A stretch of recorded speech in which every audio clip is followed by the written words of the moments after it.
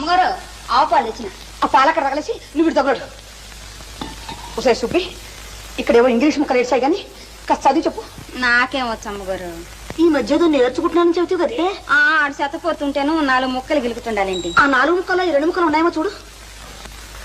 MY my అంటే నా యొక్క, నా అని కూడా అనొచ్చులేండి. DEAR డీర్ అంటే దుప్పండి. జింకలో లేడు దుప్పులు ఉండవండి, ఆ దుప్పి. దుప్పే? నీ మొహం, ఎవరైనా నా దుప్పి అని రాసుకుంటారే?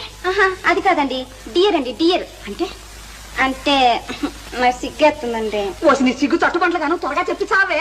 అంటే ప్రేమించుకునేటప్పుడు ఇంగ్లీష్లో అనుకునే మాటలండి. అంటే నాథానా? అబ్బే కాదండి, ప్రాణేశానా? అవన్నీ పాతకాలపు మాటలండి. ఇప్పుడు వాటిని ఎవ్వరూ ఆడటం లేదు. మరైతే ఏమిటి చెప్పవే? అంటే నా ప్రియా అని.